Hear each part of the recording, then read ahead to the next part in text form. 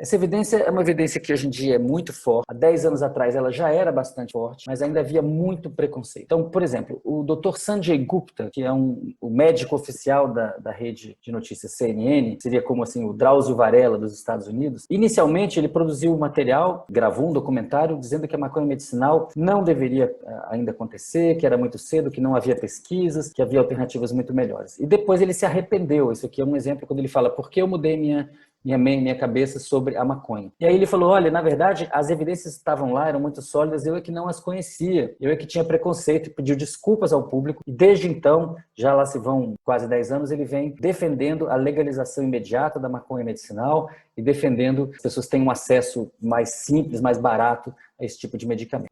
Nós sabemos que os efeitos na epilepsia são importantes há muito tempo. Não é verdade que a ciência descobriu isso agora. A primeira publicação científica sobre esses efeitos data de 1843, né? Que é essa daqui que eu estou mostrando para vocês, do médico chamado O'Shaughnessy. Foi para a Índia e descreveu as propriedades antiepiléticas da maconha. Aqui a gente tem evidências bastante recentes, com ensaios clínicos randomizados, testando a possibilidade de usar o canabidiol, o CBD, que é um canabinoide específico da maconha, no caso de convulsões resistentes a tratamento refratários para síndrome de Dravet. E os efeitos são positivos. Aqui é uma sequência de estudos de vários tipos diferentes, estudos de caso, estudos com pesquisas com pacientes, ou em alguns casos ensaios mais controlados, randomizados, duplos cegos, mostrando o potencial dos canabinoides para tratamento do Parkinson, sobretudo dos tremores, da discinesia, que se segue a um tratamento prolongado com levodopa.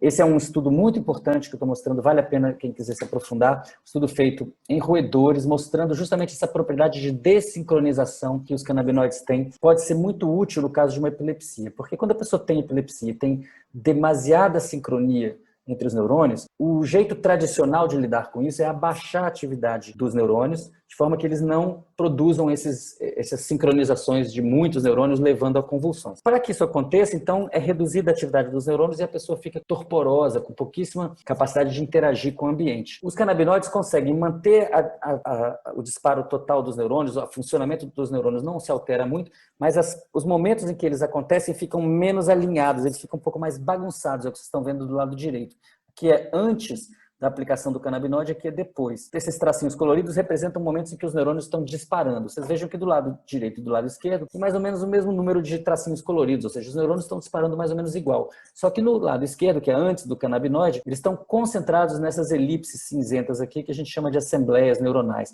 São grupos, vários neurônios disparando ao mesmo tempo. E quando isso é excessivo, pode ser muito ruim, pode levar a um quadro de epilepsia. Então, os canabinoides podem reduzir essa sincronização sem diminuir a quantidade total de disparos neuronais, de ativações dos neurônios. Então, a pessoa não fica torporosa, consegue se engajar. As crianças que têm síndromes congênitas, epilépticas, conseguem não ter muitas convulsões e aí ir à escola, aprender, evoluir, se desenvolver. Tem sido uma revolução no tratamento da epilepsia e de outras, como eu falei, outras doenças relacionadas à sincronização. Existem várias evidências em vivo das propriedades, por exemplo, do canabidiol, que é o canabinoide que está mais em voga atualmente, embora existam muitos outros e muitos deles com propriedades terapêuticas extremamente importantes, mas existem vários estudos, tanto in vitro quanto in vivo, em que o CBD puro ou o CBD com THC foram utilizados para mitigar efeitos produzidos pelo mal de Alzheimer, com efeitos positivos, promissores e ensaios clínicos sendo realizados no mundo. Existem também estudos em roedores mostrando que o aumento de neurogênese promovido pelo sistema canabinoide pode levar que animais saiam de um estado depressivo, ou seja, pode ter um efeito antidepressivo e ansiolítico que possa reduzir a ansiedade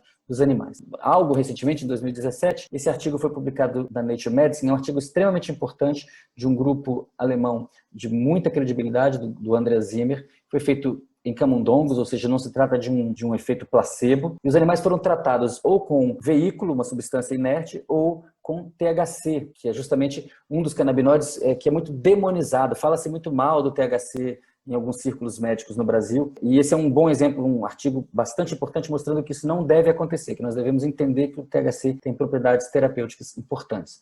Esses animais foram tratados por 28 dias com THC, e depois eles foram testados em diferentes tarefas, tarefas de reconhecimento de objetos, reconhecimento de outros animais e de navegação espacial. E eu vou mostrar para vocês aqui só o resultado da navegação espacial. Vocês estão vendo aqui animais jovens, aqui esses gráficos, animais maduros, já adultos, e animais idosos, tá certo? E aqui é o tempo que os animais têm para sair do labirinto. Vocês veem que essa latência, ela é, para os animais jovens, ela é menor para o veículo do que para o THC. Isso significa que os animais tratados com THC foram menos capazes de sair daquele labirinto, ou seja, que os animais jovens ficaram mais espertos, mais adaptados ao ambiente sem o THC.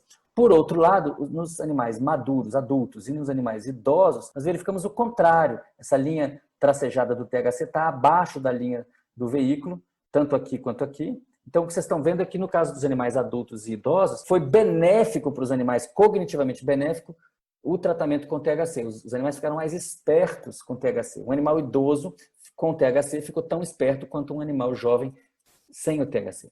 O uso precoce e abusivo de maconha é ruim para adolescente. E o uso de maconha para adultos e para pessoas idosas é bastante recomendado, evidentemente dependendo das suas condições, da sua doença, dependendo do tratamento médico que ela possa receber. Então a gente tem que entender que aquilo que faz bem para uma determinada pessoa, numa determinada faixa etária, não necessariamente vai fazer bem para todas as outras. E é por isso que a gente precisa de mais conhecimento e mais informação, não só sobre as substâncias que são usadas, mas também sobre a genética, sobre a epigenética, sobre a história dos pacientes que estão buscando o tratamento com cannabis medicinal. O que nós não sabíamos até 2014, e agora estamos sabendo cada vez mais, é que os canabinoides também são eles mesmos antitumorais, podem ter efeitos que eles mesmos atacam a raiz do problema, que é a proliferação de células cancerígenas. E há evidências disso para glioma, para câncer de mama, de pulmão, etc. Aqui uma revisão de 2016, em que ele citava até então 18 artigos publicados sobre efeitos de canabinoides no tratamento de glioma, 11 para câncer de seios, 9 para pulmão, 7 para intestino, 5 para fígado, 3 para melanoma, 2 para próstata, 2 para tireoide, 2 para câncer de pele não melanoma e 1 para pâncreas. E essa lista vem crescendo. Os efeitos, no caso do glioblastoma, são bastante notáveis. E o que vocês estão vendo aqui é uma preparação in vitro de um modelo de glioblastoma humano. E o que vocês estão vendo é que, se não há tratamento, no caso o controle, a invasividade desse tumor ela foi marcada em 100%. Né? Com o THC, apenas, ela caiu para 50%. Com o CBD, apenas, ela caiu para 75%. E com a combinação entre CBD e THC, ela cai ainda mais, vai a cerca de 40%. Esse outro estudo aqui mostra um efeito bastante semelhante, um tumor in vitro que, sem tratamento, cresceu em 21 dias 45 milímetros cúbicos. Quando existe um tratamento com irradiação, que é o tratamento padrão, o tumor cresce, ele não cessa o seu crescimento. Quando existe o tratamento com canabinoides, com THC e CBD, ele cresce menos, mas também cresce, vai a cerca de 30 milímetros cúbicos. E quando existe a combinação da irradiação com o THC e o CBD, o tumor praticamente não cresce. Então é muito importante que a gente entenda que os canabinoides são úteis nos tratamentos oncológicos e que é importante fazer uma intervenção precoce, é importante chegar cedo no paciente, na paciente, com esse tipo de opção, para que a pessoa... Porque vocês estão vendo aqui que nesse modelo a irradiação sozinha não resolve o problema. Então a pessoa passa por uma radioterapia muito agressiva e muitas vezes ela não vai conseguir deter, de fato, a progressão do glioma. Em Israel, atualmente, existem 25 mil pacientes tratados com cannabis medicinal, não tem preconceito com a cannabis, ao contrário, em muitos lugares as pessoas recebem já maconha medicinal logo no início, ao serem internadas, admitidas no hospital, e existe lá um interesse muito grande, tanto dos cientistas quanto das empresas, em criar uma medicina personalizada utilizando a maconha medicinal. Então, no laboratório do David Mary, que é um cientista muito importante em canabinoides, lá no Technion, no Instituto Israelense de Tecnologia, eles estão pesquisando vários canabinoides diferentes, não apenas THC e CBD, e buscando para casos específicos, para um tumor específico, ou no caso de câncer, ou para uma epilepsia específica, no caso de uma epilepsia congênita, estão buscando fazer cultura de tecido com as células daquele paciente, naquela condição, naquele momento, e aí aplicar várias combinações diferentes de canabinoides, usando robôs para poder fazer todas essas misturas, automaticamente pipetando isso em muitas plaquinhas diferentes, para depois dizer, olha, para essa pessoa, para essa paciente em particular, com essa condição específica, nesse momento a melhor combinação é tal. E aí produzem esse remédio. Isso, evidentemente, está há anos-luz do Brasil, que ainda está discutindo a possibilidade de legalizar outros componentes psicoativos da maconha que não sejam o canabidiol. As pessoas continuam tratando a maconha como sendo do mal e o canabidiol como se fosse uma coisa do bem. Quando, na verdade, todas as substâncias contidas na maconha, não só os canabinoides, mas os terpenos, os flavonoides, têm interesse medicinal e precisamos fazer mais ciência e não menos para poder avançar.